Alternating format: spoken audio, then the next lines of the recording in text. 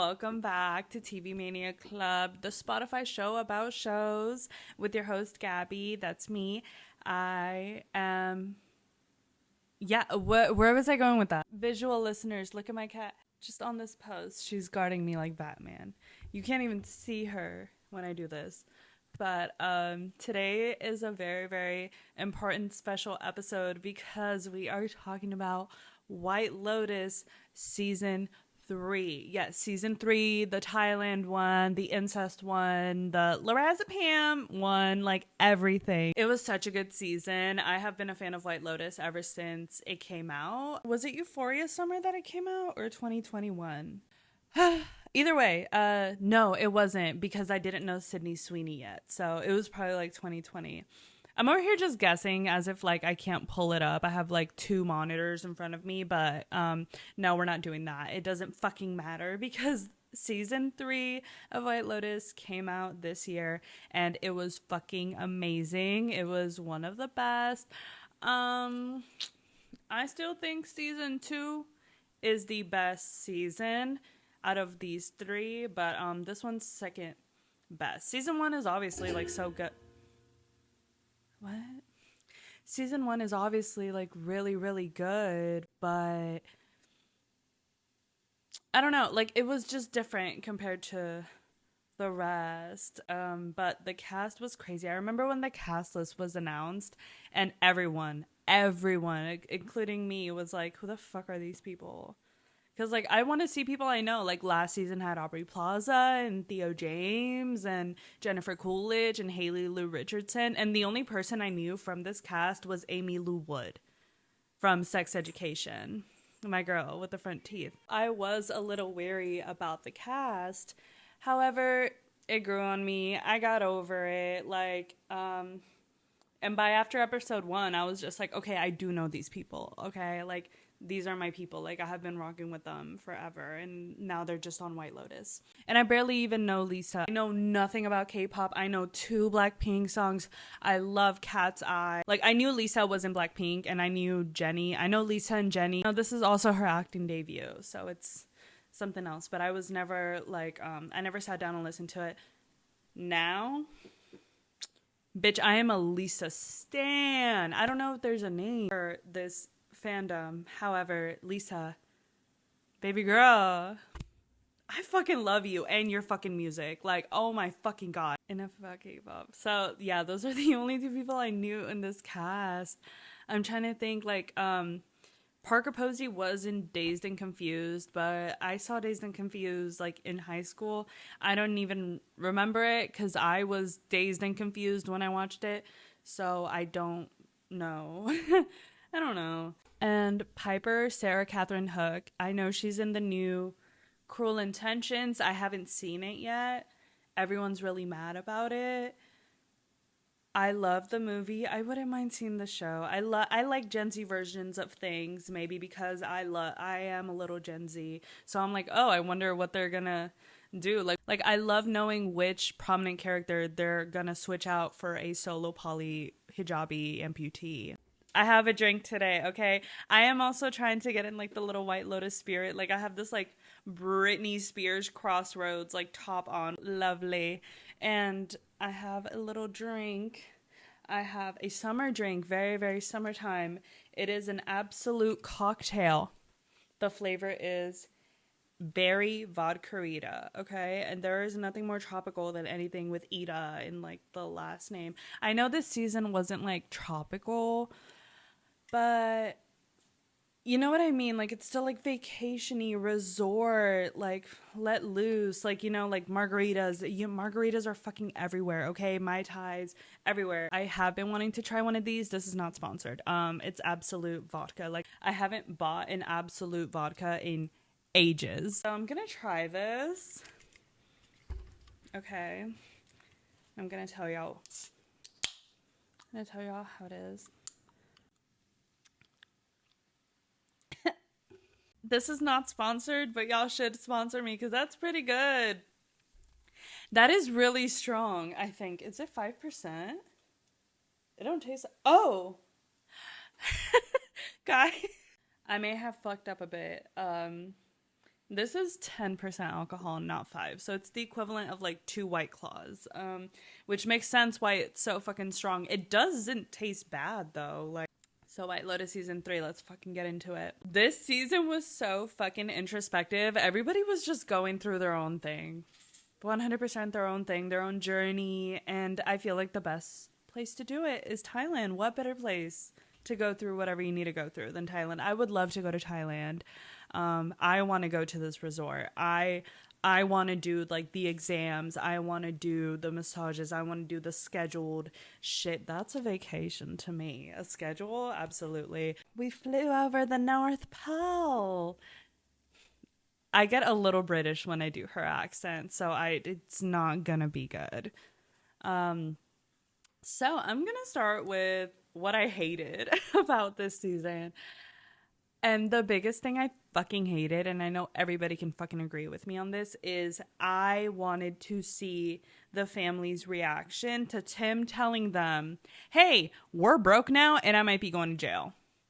I at least wanted to see their reactions. I at least wanted to like we saw them on their phones and then they were like kind of looking around at each other, but that's all we got. Like I wanted to see a big blowout. I wanted to see like Tim, is it true? I wanted everything. I wanted to see the devastation. I wanted to see the yelling, the screaming, the like realization, like Saxon kind of just like this whole journey hitting a little deeper for him because of that. I know a lot of shows, it's like, oh, they left that up to interpretation. Oh, okay, that's fine. In season 2, if Aubrey Plaza did hook up with Theo James, that was left to interpretation. And it's like, okay, we can kind of infer yes. Like, we don't think they fully had sex, but they definitely did stuff. Especially because like there's a camera scene of it, and it's like it doesn't matter if they did or not, because what matters is what their partners do after that, which is hooking up with each other. We still get to know that they both of them somewhat cheated. They've all kind of like cheated with each other. That's something we know. Them doing that led them to have like their sex life better, which is something that was an issue from the beginning. Tim's issue was an issue from the beginning, and we never got the satisfaction of seeing the family like find out the news, because that was just the biggest thing. The biggest underlying thing the whole season was, is he gonna tell them? Is he gonna kill them? What is he gonna do? Is he gonna kill himself? Like, what is gonna happen? None of this should have been left for interpretation. We should have seen a big blowout scene on the boat, either on the boat or like at the airport, on the plane, before they got on the boat. Like anything would have fucking worked. Like, ugh, I understand you were kind of busy with the fact that Lockie might have died, whatever. But like, ugh, dude, come on. Is Piper going to be a spoiled rich girl now because she had this big realization about herself? Is Saxon going to become a better person because Chelsea touched him in a way that like nobody else had before? Is Lachlan going to be like weird around Saxon? These are things that are supposed to be left to interpretation, not the fucking news that they're going to be broke. Like, come on now. And it also like it makes the scene of Tim trying to kill his family hold like less weight a little bit. It loses its charm a little bit. And it's like, oh, okay, well, like, but when you're watching the finale, it's like, yeah, but I'm like, okay, I watched the finale twice. I had to rewatch it. And the second time I'm just like, damn, this is fucking boring, because what he did with this was just fucked it up. Because I'm just like, I don't even care anymore. I literally could not care less about this family because I don't get the satisfaction, and I fucking hate Mike White for that. This is something everyone waited a whole season for.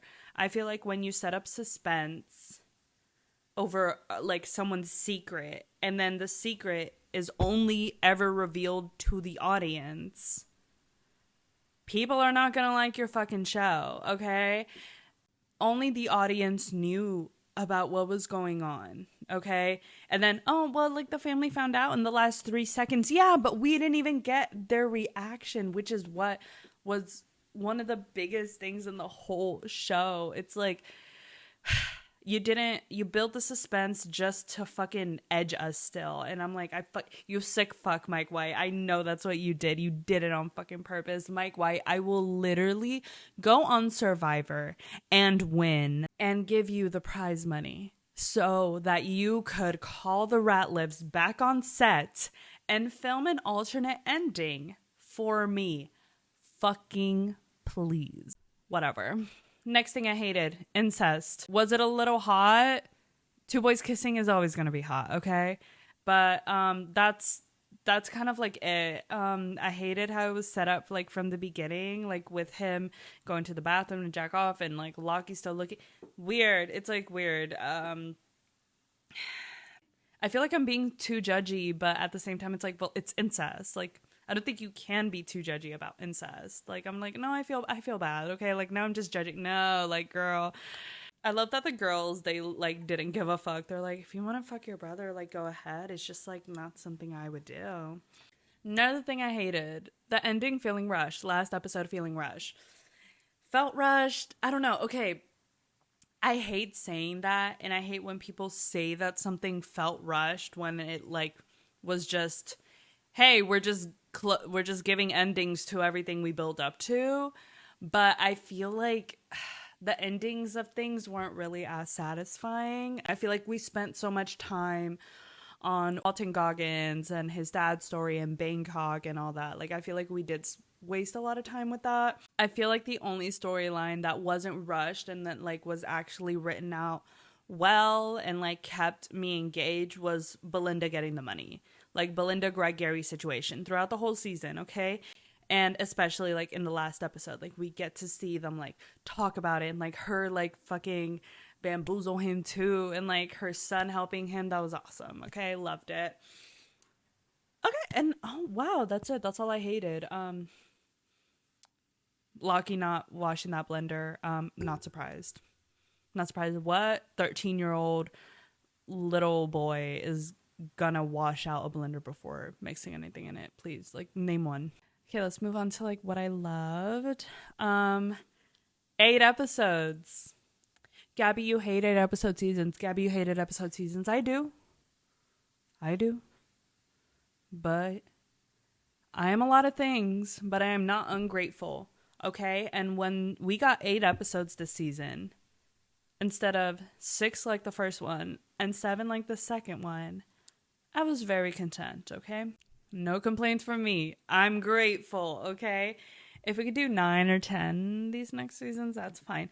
8 is not that big of a deal because every episode is so intentional with like, okay, there's some dark shit lying on the surface. There's more dark shit lying on the surface. Some dark shit is coming up on the surface. Like, it's like really, really interesting. So I'm not mad about the 8-episode thing because that's how it was written. I love rich people with rich people problems. I love seeing rich people and their struggles. I fucking love it because I just love seeing rich people be rich, okay? I hate the whole thing that we're doing now where rich people are trying to be relatable. You can still be humble without having to be completely relatable to everybody else. Like, just, I loved being uncomfortable. I love the uncomfortable scenes. I love how White Lotus makes me feel uncomfortable and never fails to almost every episode. And I love it. I fucking love it. Like, the other thing I love, Sam Rockwell's monologue. Absolutely. I was tuned in the entire time. Like, I was just so locked in. It was so good. I felt like he uses such vivid words, you know? Like, if I say like colorful words, do y'all know what that means? Like, quite literally enjoyed that monologue because it was just like I could just feel everything that he was saying, and it just came out of nowhere too. It was just so random, and it's not you. When he started speaking, you weren't expecting him to go into this 5-minute tangent. But then, like, at the end of it, I was like, oh my God, he just went on, like, this whole tangent. Like, I didn't even realize. I was just listening the whole time. Like, I was just captivated. I was just in. I'm like, whoa. Something else I love, Pam. Pam is the hotel worker. Like, she has a little thin French braid, and she's always carrying the sack with the electronics. That's her. Love Pam. Thailand, something I loved. Thailand, beautiful. I felt immersed, bitch. I felt fucking immersed fully into that resort, and I loved it. First, like, okay, so I organized the characters in like groups, I guess, of like groups of people. Because there are a lot of characters. So I'm just gonna go with like groups. So the first group is gonna be Guy Talk, Lisa, Guy Talk, Mook, and the Russians. I'm like, Lisa, Lisa, Lisa, Lisa. Guy Talk throws his brain in the garbage every single time she talks to him. Pissed me off. But I was on his side, okay? Because he's a little sweetheart. And Guy Talk being friend zoned at the start really triggered me. Because why can't a girl just be friends with you? Like, at first I was just so upset. I'm like, I hate when guys just start getting feelings for a girl. Like, I'm so sorry. Like, stop getting feelings for us. Like, sometimes we just want to be friends. We just want to be friends, okay? Like, I know she eventually did get to like him, but I feel like she had to lower her standards a bit since she didn't like him at first. I also feel like it's unfair that Guy Talk, like, he had to be someone that he wasn't to get Mook attracted to him. Like, he really said, I'm not okay with killing because of my morals and my religion. And Mook really said, ew. I understood her. Like, I do get the appeal of, like, it's attractive when a guy goes and, like, gets what he wants. And he got, like, this promotion, but, like, violence doesn't always result in something good coming out of it for you.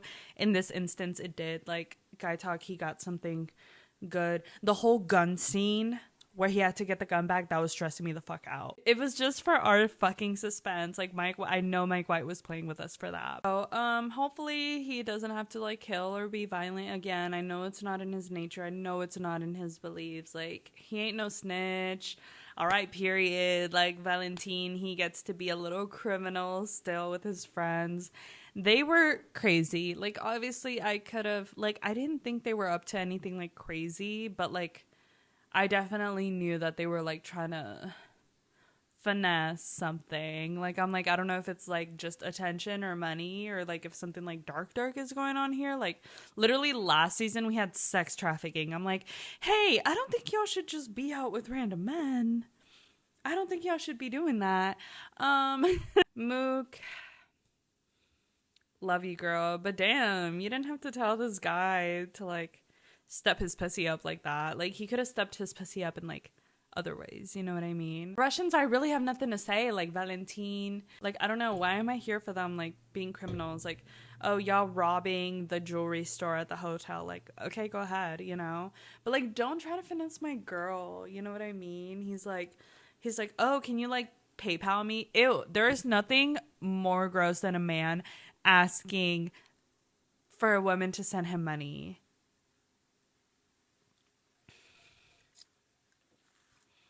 It's like immediately when the mask fell, like, he stopped masking that whole, like, persona for a second. Now he's like Cash App, PayPal, Zelle, and I'm like, get the fuck out of there. Oh my god, I'm so glad she was fucking fine. Ew. Oh, speaking of girls, we're girls. We're talking about the three ladies, Kate, Jacqueline, and Lori. Okay, so Jacqueline, she's like this famous influencer actress. Kate, she's just a MAGA bitch from, like, Austin, and I'm like, oh, what part of Austin? It's not my part of Austin. She literally sounds and seems like a fucking prude. She seems annoying, whatever. And then there's Lori, who is from New York, and she just got a divorce, and she has kids. And I mean, I think they all have kids. I think Kate might also have kids, but I don't know if Jacqueline does. That's pretty much it. And then they've all been friends since high school or, like, middle school, since, like, a very long time. Now they're, like, on this vacation together, and it's like one of those things where, like, you know, years go by in friendships, and then you're just, like, at a place that you're just like, who the fuck are you people? It's like you don't really recognize each other anymore, or it's like Everyone's different, but still the same. That monologue at the end that Carrie Coon, Lori was giving, where she's like, I am just happy to be a part of this, you know. And I do get what she's saying. However, bitch, I hate that your friends have made you feel like you are just someone that's around. They are not the sun, you are, you know? Like, I don't, like, you're never just invited to the table. Like, you are an important seat in it. She brings joy and grace and unseriousness to this fucking bunch. Like, she was the only one I actually liked, okay? From the beginning, I'm like, oh my God, they look so mean to her. Like, I would be her friend. I would be her friend. She looks nice as fuck. She looks like the only cool one. And she's from fucking New York, bitch. I'm like, oh, I know she fucking keeps it real. Right? Like, I could tell this dynamic from the first episode. I was like, immediately, I got it. I could tell that Kate is jealous of Jacqueline because of like just her fame, you know. And Jacqueline and Kate, they both pity Lori because they think her life sucks now, okay, because she got divorced. She's going through a very tough time, like with her divorce. And it's like, the reason it's a hard time, it's not because she's getting divorced. It's just the fact that divorce is hard and stressful, you know, not the fact that like she's gonna be alone. Like, you know, like I feel like she doesn't really put a value on that. Like, I feel like Lori is actually so free, but they don't see her as free since they base their worth on men, okay? Kate and Jacqueline do, obviously, right? It's like all Kate talks about is her man, or she's talking shit about one of the other girls or one of the other girls' man. Like, dead ass, like no other addition to conversation. Oof, if she could talk shit about someone's relationship, Jacqueline's, she fucking will, okay? Kate knew that telling Lori about Valentine and Jacqueline was gonna make her mad. Like she kept saying like, oh, like I'm so sorry, I didn't think you would care that much. Like I'm just telling you, I didn't think you'd care.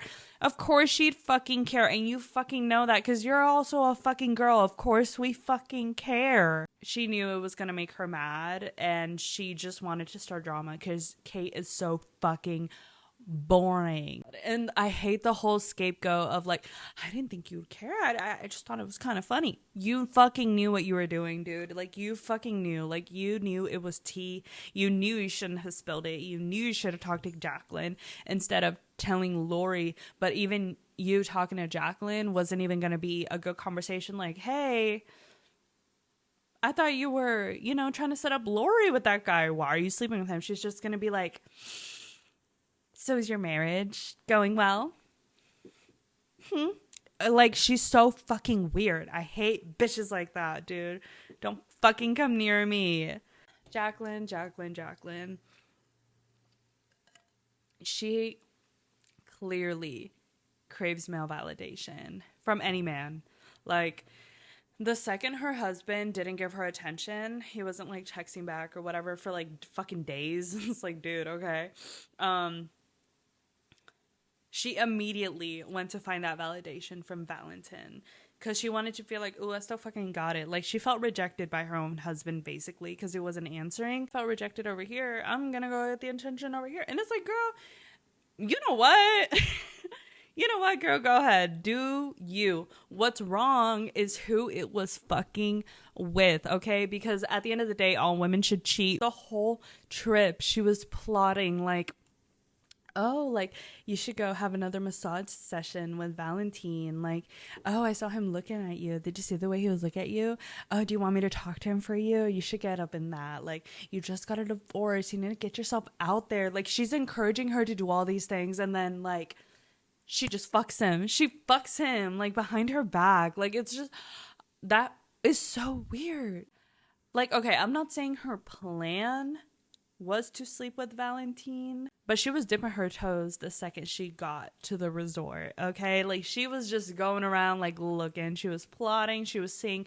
Jacqueline's very observant and very calculated. More calculated than Kate. Her behavior snuck up on me so fucking bad. Because at first I was like, oh, like, they're being haters. They hate Jacqueline because she's so successful and da-da-da. No, Jacqueline's a fake-ass bitch. What she did is, and this is my interpretation, okay? She used Lori as kind of like a scapegoat, since it would be odd if Jacqueline was like, I want to hang out with these guys. I know she was saying like, I want to have some fun. Let's go do something fun. But she was mostly like, Lori, let's get you, let's get you laid. Let's find you a man. Let's go like, da, da, da. Like, it's for Lori. We're doing this for Lori so she can have some fun, She looks like she's doing her friend a favor. And it was just like, she fueled that from the beginning to like use her as like a scapegoat. Like, oh, it's for her. Instead of like, it's really for Jacqueline. She wants the attention, okay? So calculated in the way that not only does she not look like the desperate one, even though she is, she also looks like a good friend to Lori. When she knows deep down that Valentine doesn't want her back. Lori getting mad at Jacqueline when she found out when Kate told her about Valentine. So warranted. It's so warranted, okay? Because it's like, it's the last thing you expect from your friend that has been trying to hook you up with him all week. I'd be like, what the fuck? If you wanted to fuck him, why didn't you say so? Instead of lying. I get it. Oh, it's because you're married and like whatever. But it's like, we're your friends, like I'm not a cop. I'm not a cop. I am going to speak to you about what the fuck you're doing. I guess she just didn't want any responsibility on her. Oh my fucking, I hate it. You can do shit, but you don't want to own your shit. You never want to own your shit. And like Kate and Jacqueline villainizing Lori for being angry is motherfucking weird. Kate always is like, oh, I want to keep the peace. But then she'll stir the pot. You're the one who told her, like, you knew it was going to hurt Lori's feelings, okay? Like, I don't know why you told her. Like, you told her knowing damn well she was going to get mad. But it's like, oh, but if she gets too mad, I can just say, like, hey, keep the peace. I thought it was kind of funny.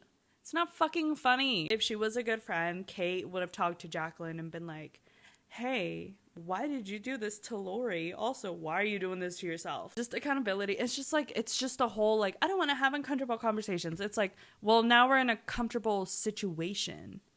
Now nobody's comfortable. Just because you didn't want to have one uncomfortable talk with your girls. Stupid. Ew. Fuck you, you're fake ass bitch. And then Jacqueline was just like ignoring Lori anytime she was upset. Because she just can't admit that she did something wrong.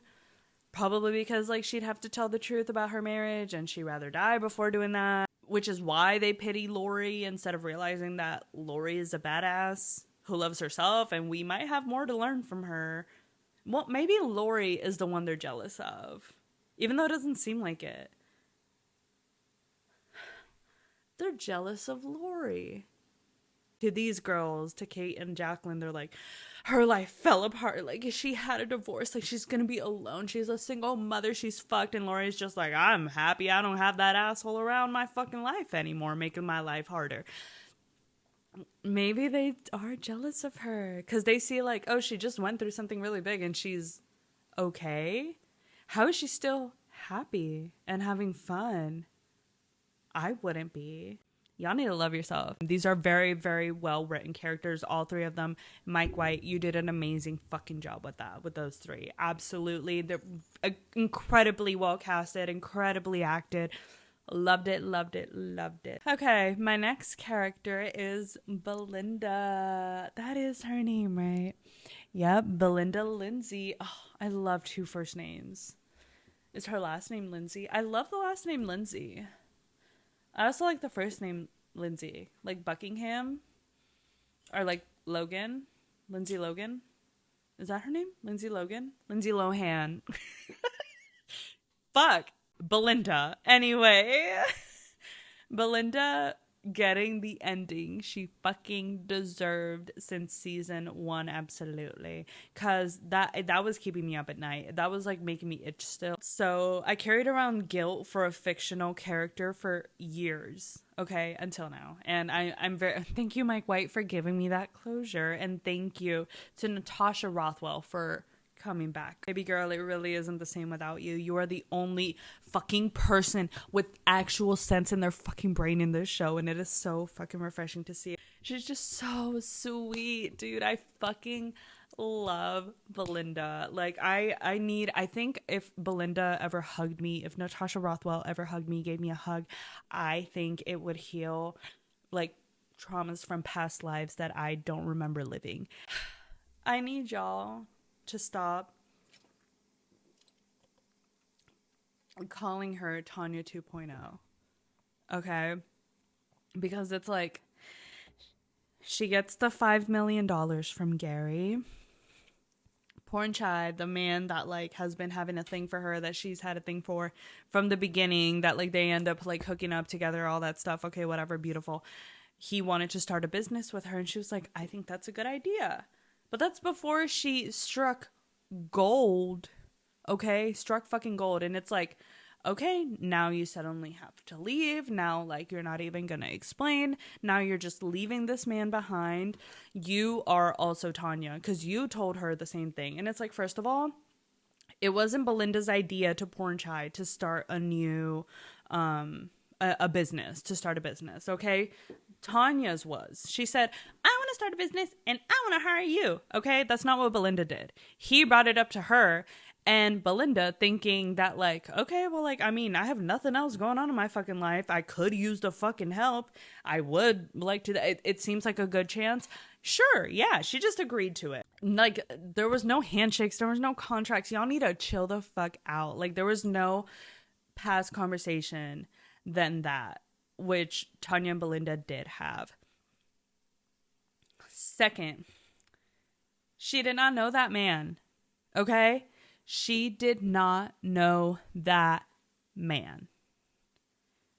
Yeah, they hooked up once, okay? Who gives a fuck? And don't, oh, you're hooking up with someone you barely know. Yeah, it's fucking Thailand. Leave me alone. Leave me alone, okay? You're not policing my body in Thailand. You're not telling me what the fuck to do in Thailand, okay? She doesn't know that man.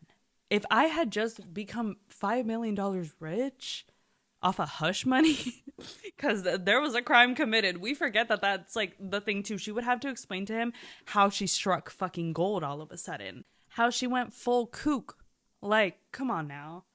She can't just tell him that. I would not start a business with another man. I wouldn't start a business, period. 5 million, I think I'm good for the rest of my life. I don't want to make generational wealth. I'm having fun. I don't care. Why is it her job to save this man? It was his idea to start the business. Shit happened. Shit happened in 24 hours. Sorry. Can't do it. I'm glad her son came. I can see how much he loves her. And, like, it's nice to put, like, a face to a name, since we've, like, heard him on the phone since season 1. Awesome. Love him. No notes. I don't know if he was saying he went to UH or U of H. And I'm like, okay, I doubt he went to the University of Houston, Texas. Okay. But he did study business, and that's a good business school. But I'm like, UH, that's the University of Hawaii. It's either one of those two. It's either one of those two.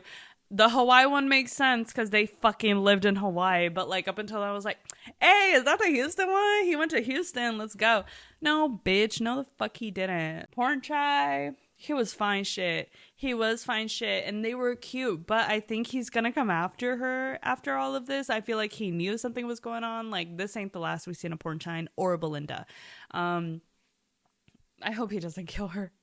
I think my girl had a happy ending. Let's leave it at that, okay? Last thing about Belinda is the fucking hotel manager, Fabian or Fabian. Like, I don't know how to pronounce it, but I'm so sad that he wasn't on her side when she was, like, scared about Greg Gary. And, like, you was really about to let one of your employees get killed. What would Buddha say about that? It was nice because it kind of showed some like hypocrisy, you know? Yeah, I guess that's just like the whole point of it. But it's like, we never touched on that again. Like, we never, I don't know. Fabian, you a weird fucking bitch. Like, he was so fucking weird for that. I don't know what the point of that was. Maybe he did know Greg Gary, and like, he was like, he paid him off or something to like keep quiet, or like, if anyone tells you anything about me, redirect them away from me. I don't know. It is very, very scary. White men with money. White men should not have that much money. Men should not have that much money. Okay, so next we have the Ratliffs, the white North Carolina family, rich ass loaded motherfuckers. There's a lot of rich people on this show. So there's this comedian, her name is Sarah Silverman. We know her, we love her. Sarah Silverman cleared up a lingering question about the third season of White Lotus. Why did Parker Posey's characters pretend not to know Leslie Bibbs when they ran into each other at the hotel? There was a scene when Kate sees Parker Posey's characters. Oh, fuck her name. What's her name? Victoria. Kate sees Victoria and she's like, hey, remember, like, we went to a baby shower back in like '06 or like whatever the fuck it was. And then Victoria was like, no, I don't remember that. Have a good day. Okay, bye. She's like, I just don't remember her. Like, and then Kate like swears up and down that she's like, I do remember that bitch. So Sarah Silverman, the comedian, said that she actually reached out to the show's creator and her former co-star Mike White for clarity during a May 28th appearance on Live with Kelly and Mark to promote her new comedy special Post Mortem. According to Mike White, the scene served one very small purpose: to drive home that Posey's character was a bitch. That is the vibe I got from Victoria of like, nah, I don't remember. I don't know if it's like this Bible Belt fucking competition of like just trying to bring out the bitch in everyone so that they're bad people. So this was very hard to understand too because it never got touched on again. I wanted to get clarification if they knew each other, and if like, because Kate swore up and down that she remembered Victoria, and I'm like, there's definitely something that Victoria did at that party that she doesn't want anyone else to know about, and I want to know exactly what it is, even if it's so small as to she spilled the tiniest bit of wine on some carpet and put something over it. I want the rich people drama. Parker Posey, Victoria Ratliff, a queen. The accent is spot on, okay? Do not let people say it wasn't. I'm so tired of people. Her accent's not that good. I'm not from North Carolina or South Carolina, whichever one of the Carolinas that they're from. But I am from the South, and I know how different the accent sounds in whatever area you're fucking from. Piper now. Tim, have you seen my lorazepam? I love it. I wanted her to be wrong about Piper so bad. Like, I thought Victoria was just like not being supportive, but she was actually looking out for Piper. She was like, I know you, bitch. Like, I have spoiled you. I have trapped you in rooms with nothing but AC. You have never not felt air conditioning or hot water or a bad smell or a bad food in your life. And like, personally, I don't even think I could stay at the compound. Like, I really don't think I could. I feel like, well, like the high risk, high reward, you know, type of thing. However, I feel like I didn't even grow up rich at all. The furthest thing from it. I cannot be able to handle that compound. So I don't know how this little spoiled girl thought she was gonna make it. The pina colada scene with the family where Tim's about to kill everyone in the fucking family. That shit was so fucking good. That scene was so good. My heart was in my ass. I love a suspenseful as fuck scene, and then like it just like turns out to be like hilarious. I thought it was really cute, but so it does like kind of suck that like he really thought about killing everybody except Lachlan.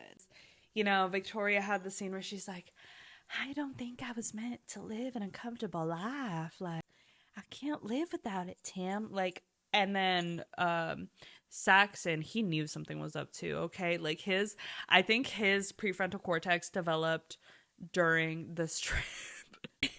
He was like, Dad, if something's going on, like, I need to know, because, like, this company is my life. Like, without this job that was handed to me, I am nothing. Like, I literally have nothing. And it's like, first of all, wow, that's fucking sad.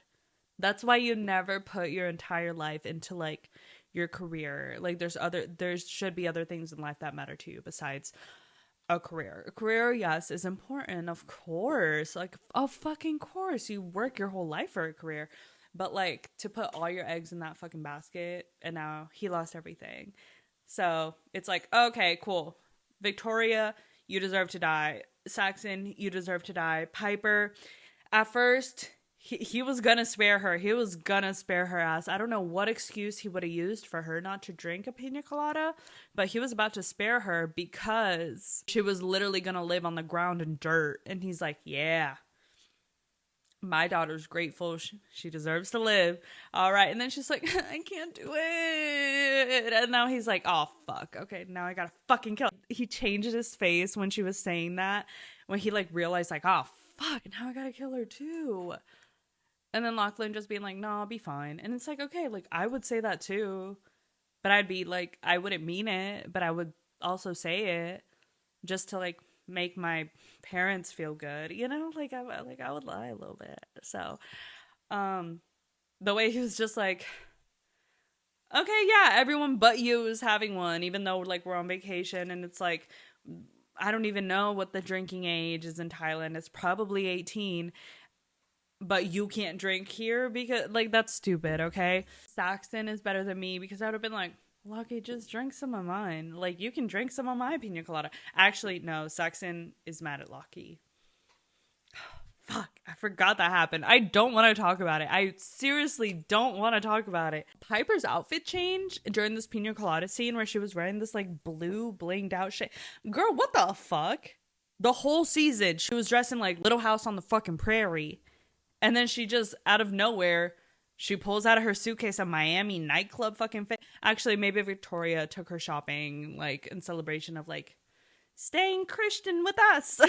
Dude, honestly, like, out of all the characters, like, I feel so betrayed by her because I'm like, wow, girl, I really thought you were different. I thought, like, I felt her. I was like, oh, you're black sheep of the family. Like you're not with this nonsense. Like, you're really just for yourself. Oh, and there was that deleted scene where she loses her virginity finally to Belinda's son. I forgot about that, and it was, like, completely deleted. That's why she looked so disheveled. Like, it was just deleted from the fucking show, and that makes me so sad. That makes me so sad because I definitely need to see it. I feel like it would have been rushed, but I feel like there wouldn't have needed to be a reason to rush it because he came in, like, 3 episodes before the finale, or, like, the penultimate one before the finale. Like, there was time. And Mike White, oh, it wasn't necessary. And it's like, no, it wasn't, like, necessary, but it would have been just nice to see. Or, like, at least, like, maybe there would have been, like, a conversation of, like, oh, my mom doesn't want me to go, but, like, the whole reason I came here is because of this. And he's like, is that really what you want? You know, you could still be a Buddhist at home. There was just so much that we could have done without than that. I feel like giving Gary, like, backstories and stuff, like, and, like, Gary and his girlfriend, I feel like that took up so much time that, like, wasn't really important or necessary. But Piper, well, like, I'm still on her because, like, I really liked her as a character. I was like, yeah. And then she really surprised me. I thought she was about that shit. I really thought she was about that life. It still wasn't as aggravating as Sydney Sweeney, fake woke season 1. That girl woke until it comes to, like, my family and, like, how what we're doing is affecting other people.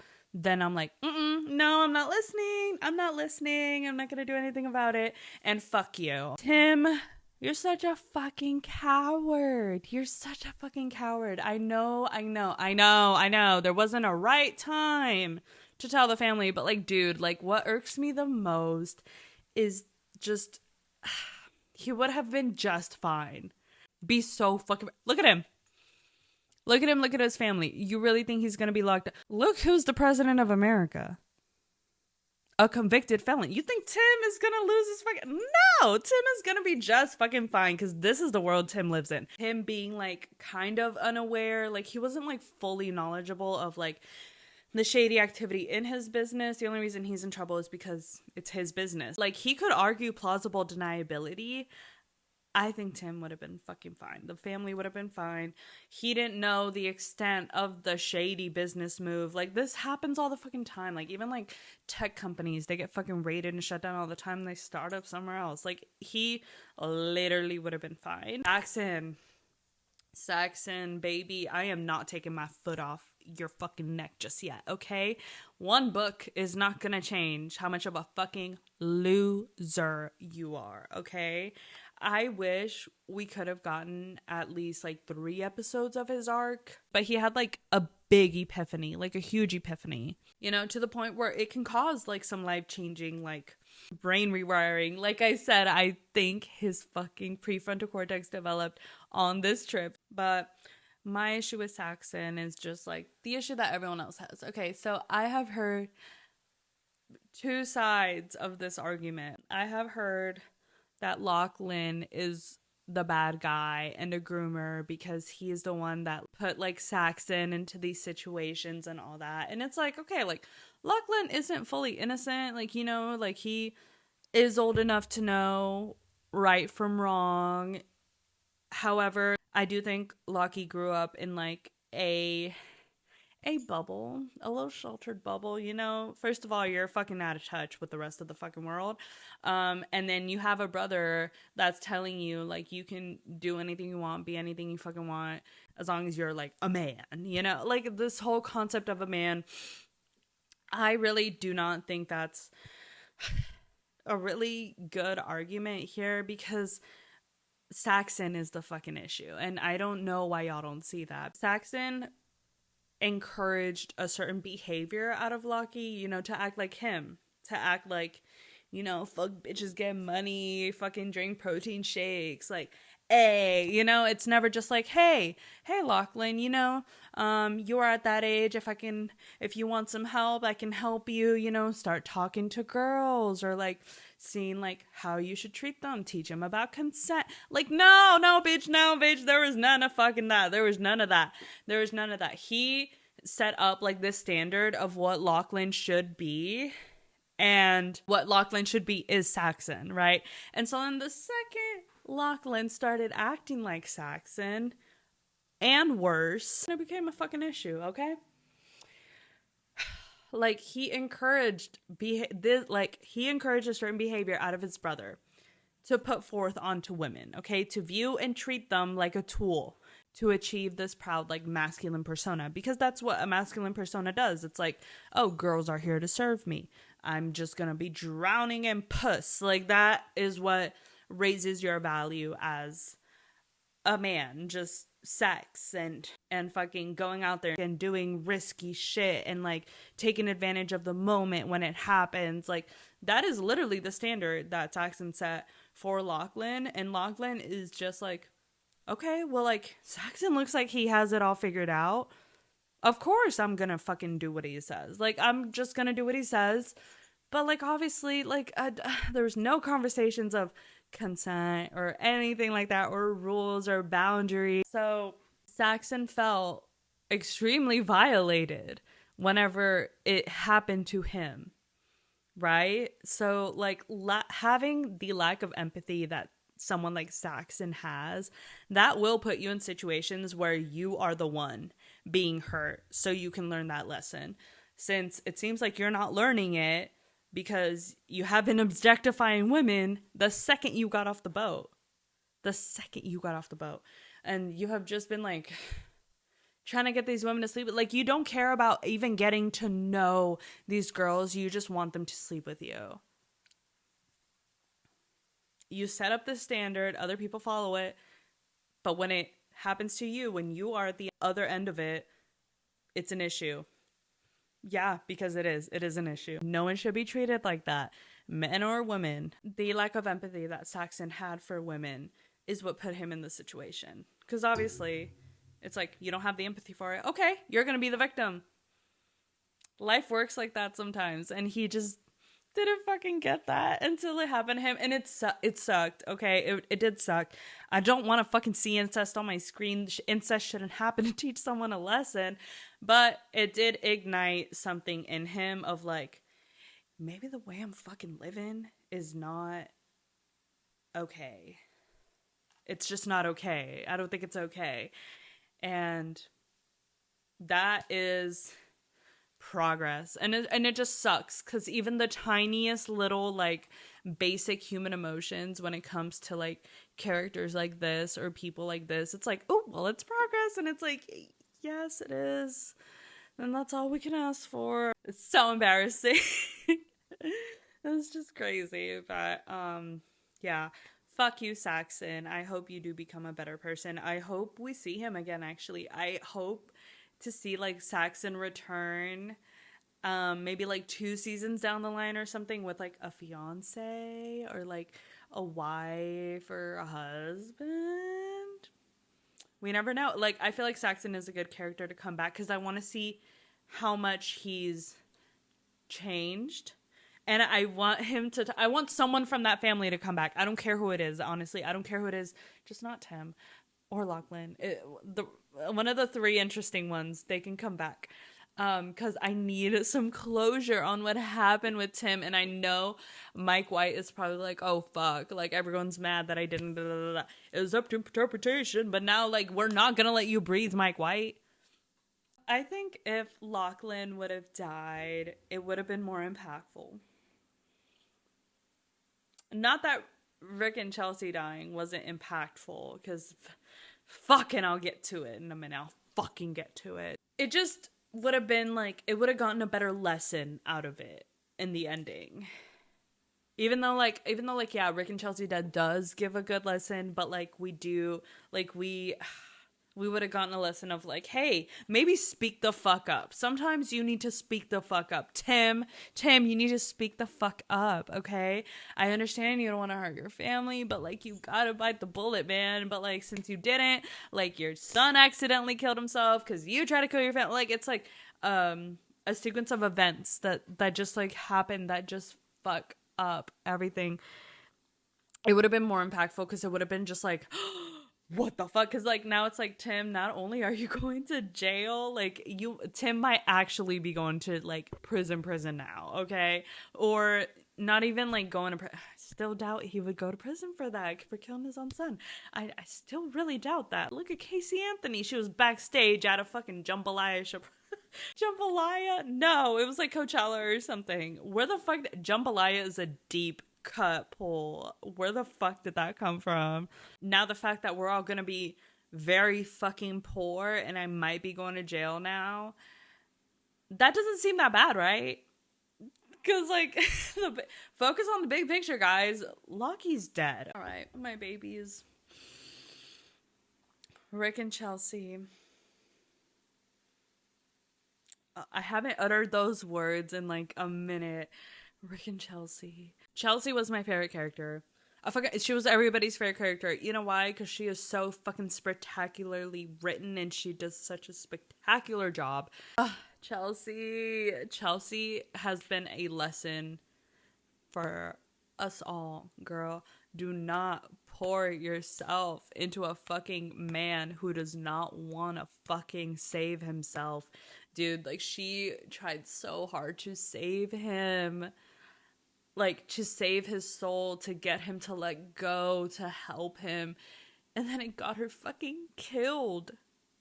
I'm so surprised her spirit didn't die before she died. You know what I mean? They were only together like 2 years, dude. Oh my god, like, I was literally crying. I didn't even cry when they died. I cried at the dinner they were having before that. Whenever she was like, oh, so, like, we're gonna be together forever? And he's like, that's the plan. She looked like she was finally just so content. She looked like she was speaking to the person she had fell in love with, you know, because he was just so damaged the entire fucking season. I was like, this man's blood pressure is through the fucking roof. This man is so fucking miserable. Like, it's literally making me like pissed off. Like, I'm getting pissed off. Like, I feel like, you know, like when you have someone with limiting beliefs next to you, like, stop weighing me down. I feel like I don't know how the fuck she was around him for 2 years and just didn't lose her fucking mind. And she was just like, no, like, we're just meant to be together. And I just, like, the confidence in that is just so crazy. And like, y'all really were. Like, that kind of spooked me. I think it was like the first episode where she was like, if a bad thing happens to you, it happens to me. Technically, it happened to her first, but then vice versa, because, like, you know, if something bad happened to her, she got shot first. So then something bad happened to him. He died. Wow. Biggest fucking lesson of this season's death is stop fucking seeking revenge. An eye for an eye makes the whole world blind. Like, I understand. Y'all hate the let them theory. Oh, I hate the let them theory. They should suffer because they're already suffering. Because they're not you. They're gonna have a sucky life, and it's gonna suck even more because of what they did to you, okay? I know y'all hate the fucking let them theory. I know y'all want to get revenge on everyone. Trust me, bitch. Like, I am Mrs. Hold a Grudge, Mrs. Get Revenge, Miss Everything. It got me fucking nowhere besides exhausted, okay? Bitch, can you get a bag in that time? Use that. Look where revenge got Rick. And then Chelsea, who wasn't even like a part of this, all she wanted to do was stop him. And, well, he even said, stay right here. Don't move. Don't come after me. And she still did. That was... But, like, I get it. That's, like, her man. That's, like... She's like, he literally looks like he's about to have a fucking heart attack. Of course I'm gonna follow him. He looks like he's about to break down and cry for the first time in his fucking life. Belinda's son... clearly seeing that Rick is having a fucking breakdown. The fact that he didn't offer, like, his therapy time to him is crazy. Because, like, he wasn't even gonna go. Dude, if Belinda's son never even came, Chelsea and Rick would have never fucking died. But we needed the son to come so he could fucking negotiate and then fuck Piper.